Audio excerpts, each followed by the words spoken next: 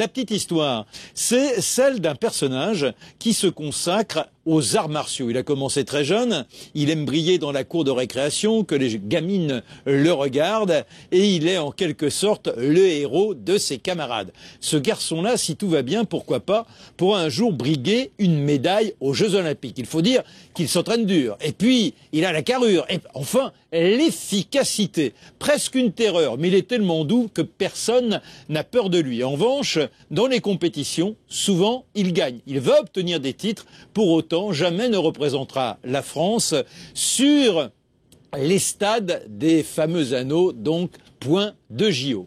En revanche, comme il est vraiment très doué, on l'appelle de temps à autre pour des exhibitions. Et c'est le cas lors du marathon de Paris. On lui dit non, si tu te présentais, tu montrerais aux enfants comment il est bon d'avoir comme ça une grande agilité, d'avoir le punch, d'avoir la capacité à dominer l'adversaire. Et il émerveille tellement que dans la foule, il y a un personnage qui se dit « il faut à tout prix que je le compte parmi les miens ». Il est vrai que cet homme-là a l'intention de réaliser un film dans lequel il y a des cascades, des bagarres. Et avec un homme comme ça, on est certain de réussir les meilleurs effets. Il lui donne sa carte, lui suggère d'être disponible afin d'orchestrer les combats. Mais je n'y connais rien, je n'ai jamais fait ça. Ça ne fait rien, je suis certain que vous en tirerez très bien. Mais il n'y croit pas. Voilà une sorte de forfanterie. Il laisse la carte et puis quelques mois plus tard, la retrouve et se présente devant le personnage. Et de là va devenir l'un des plus grands cascadeurs du cinéma français. Cet homme-là s'appelle Louis-Marc Marty. Il va être notre invité durant toute cette émission. Ça vous plaît ? Hein, comme quoi le destin, il n'y a pas besoin de le forcer, de temps en temps il est bon camarade, il vient vous cueillir comme ça au détour de la vie. Allez, on se met le générique et hop, direction le studio.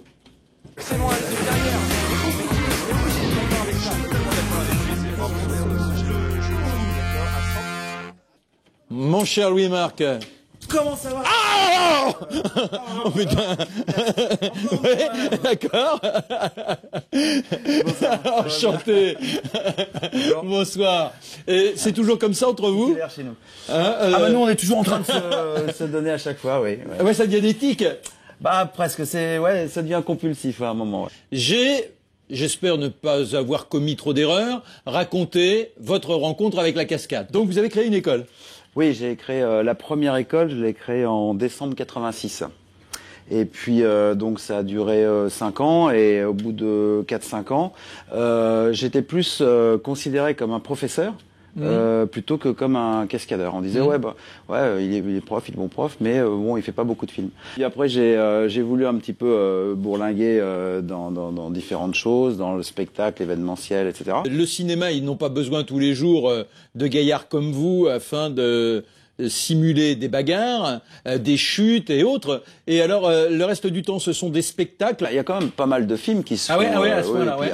Il y a beaucoup de cascadeurs, et puis plus ça va, plus il y en a de plus en plus. Il y a aussi des gens qui débutent comme nous, on a tous commencé, et puis chacun a son parcours. Et puis maintenant, il y a quand même les parcs d'attractions, etc., qui font aussi, qui préparent aussi de jeunes cascadeurs à faire des petits spectacles, etc. Voilà. Bon, alors vous dites, on peut aller jusqu'à la retraite dans un boulot comme ça, vous considérez déjà comme un vieux? Moi, ce qui m'intéresse, c'est de durer. Donc, c'est-à-dire que il faut avoir une vie saine, il faut s'entretenir, il faut faire quand même très attention à ne pas créer d'excès. On peut commencer tard, un gars comme moi, il pourrait venir. On dit souvent qu'un dessin vaut mieux que 1000 mots. Ouais, hein. ouais. Peut-être qu'on va essayer quelque chose. Qu'est-ce que t'en penses? Pourquoi pas? On essaye? Vas-y.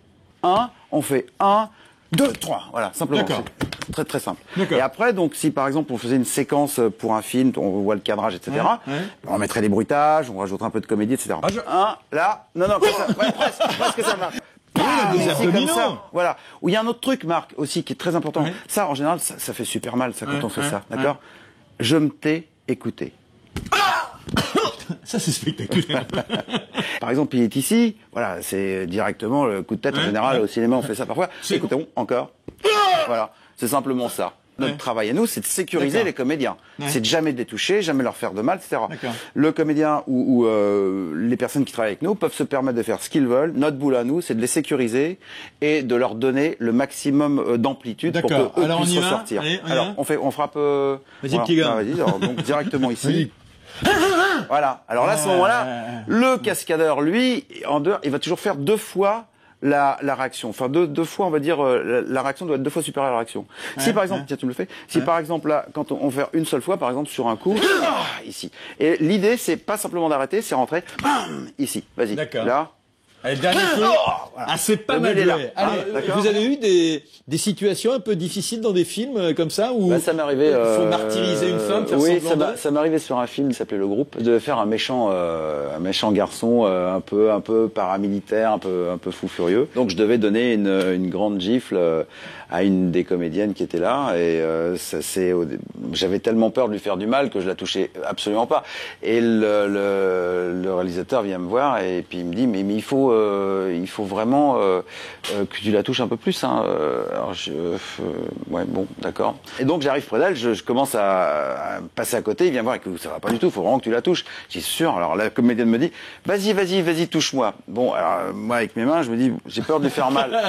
Et je lui mets une baffe et non, faut la refaire. On la fait 1 fois, 2 fois, 4 fois, 10 fois. À la fin, elle vient voir. Écoute, je t'ai trompé. Il faut que tu m'en colles une vraiment. Ah bon, d'accord. Et c'est ce que je fais.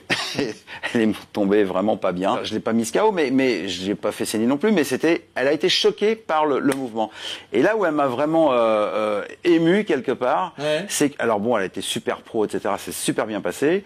Hors champ, donc on avait terminé notre tournage. Et je vais la voir, je dis ça va, tu vas bien? Et là, elle vient. Elle me tombe dans les bras en pleurant et elle se colle contre moi. Là, je dis, mais je suis vraiment un horrible salopard. Et on va regarder un petit document. C'est les entraînements dès le matin très tôt. C'est quelle heure? C'est mieux que la trompette. Hein. Ce matin, on a commencé à 5 heures. Voilà, donc c'est levé 5h moins le quart. Ah non, parce que certains arrivent de plus loin. Ah donc, bon? je crois qu'il y en a un qui s'est levé à 2h30. Non. Alors, ils sont là-bas derrière. Et là, regardez. Ah ben, on voit une jeune femme en plus, hein. Les pompes. Eh oui, il y a de tout. Ouais. Mais là, c'est l'entraînement paramilitaire. Bah, c'est l'entraînement sportif classique, c'est ce qu'on fait à l'INSEP. Enfin, c'est du haut niveau en fait. Hein, donc c'est pas.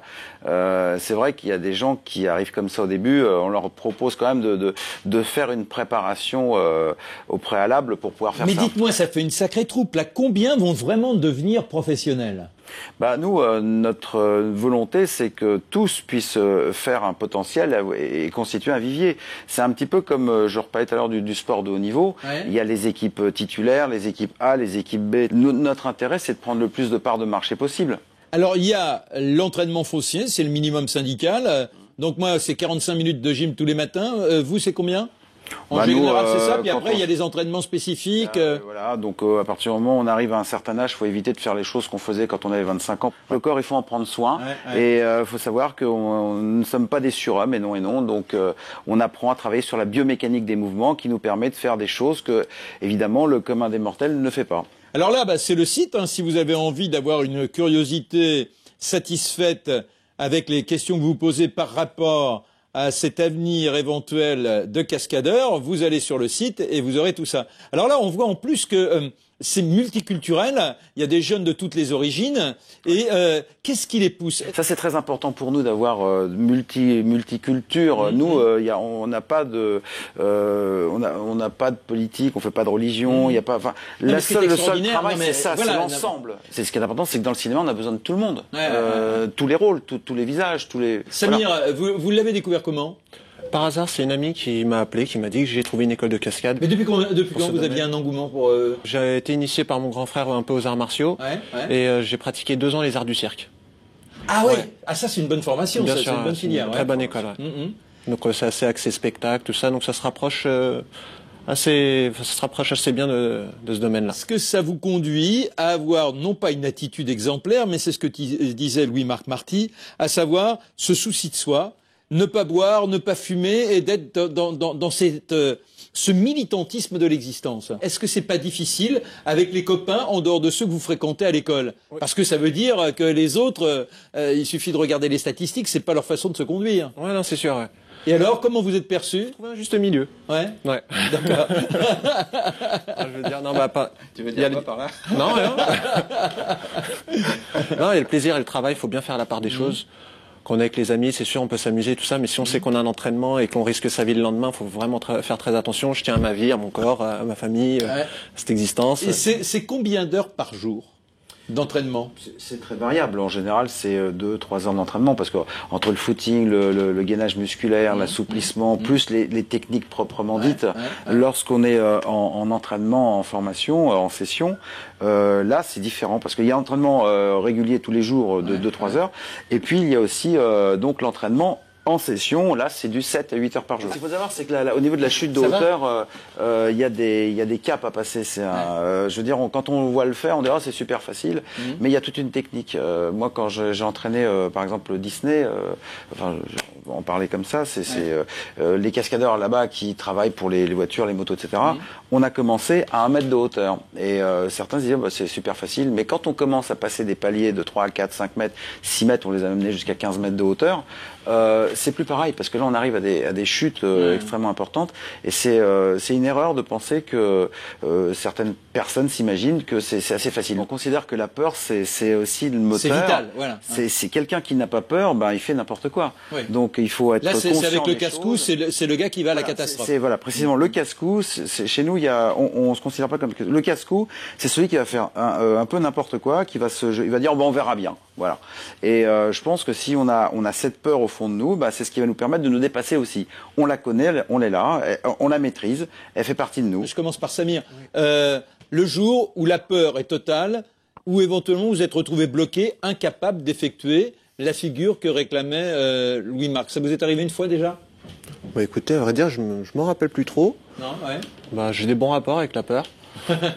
Comment vous la détournez éventuellement la peur? J'écoute le son de sa voix. J'écoute sa voix et je me détends. Et je sais pas pourquoi je suis concentré. J'ai une sensation de bien-être. Je me laisse aller. Et moi, je me suis déjà retrouvé bloqué. Et c'est vrai que comme on fait entièrement confiance à notre coach, notre directeur, c'est lui qui nous apporte la confiance, sa voix, le fait de nous travailler, de nous parler, de nous sentir un peu mieux. Et on passe le cap et après on se libère complètement. Et pour revenir à ce qu'il a dit Julien, moi, la première fois que j'ai sauté de là-haut, moi, j'ai pris une douche là-haut. Voilà. Parce que déjà, ah ouais, faut se mouiller. Hein. Voilà. Ce qu'il a dit notre maître, déjà, c'est, il essaie de surmonter notre peur, tout ça. Et c'est vrai que c'est pas évident. Et moi, en plus, j'ai le vertige. Alors, je voyais le matelas qui remontait, qui redescendait, alors qu'elle est sur place. Et puis voilà, c'est vrai, on le doit beaucoup parce que nous a fait des trucs qu'on n'a jamais pensé qu'on arrivera un jour à le faire. Il faut être, je veux dire, dans la cascade, quand on est en travail en équipe, il faut être en osmose. En phase complètement, ça veut dire que bon bah, quoi qu'il arrive, on est ensemble, quoi. Et c'est le travail d'équipe, le cascadeur. Comment les petites contractures, tout ça, est-ce que les uns et les autres, ce type de contrariété vous arrive souvent et comment on évite ça? Le problème physique, on l'évite pas.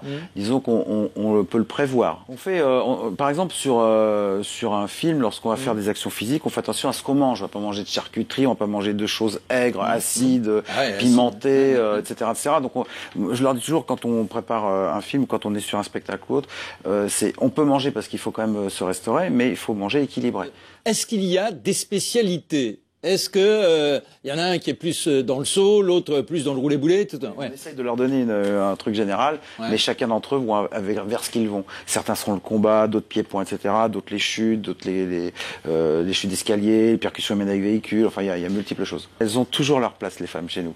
C'est vrai? Toujours. On prépare un film d'ailleurs où il y aura pas mal de combats avec des filles. On a à peu près, je dis pas de bêtises, une trentaine de filles. Sur combien de... 450 à peu près. Comment on peut être à la fois concurrent et puis les meilleurs amis du monde? Bah ça je vais vous laisser répondre peut-être parce que vous êtes toujours en concurrence les uns les autres. Mais moi je me souviens quand on a fait le Festival mondial des cascadeurs, on était tous les pays contre pays, il y avait 8 nations, mais quand il y en avait un qui faisait une cascade, on était tous là pour l'aider, même si on était en compétition. Je pense que pour eux c'est pareil. Oui, Exactement, pour nous, c'est exactement la même chose. Mais comme on est de la même famille, on va dire, nous, on se considère de la même famille, on espère quand même bosser ensemble. Et même si on est concurrents, rester ensemble quand même, quoi qu'il arrive. Une fois que l'on a terminé les heures et les heures de travail, On se retrouve assez souvent, même pour faire les entraînements chez nous, ou même pour passer des soirs ensemble, pour faire la fête, présenter nos familles. Non, on est on est très solidaires. Leurs copains, leur famille. D'accord. Merci à tous. Et puis donc, lundi, 18h. Merci, au revoir.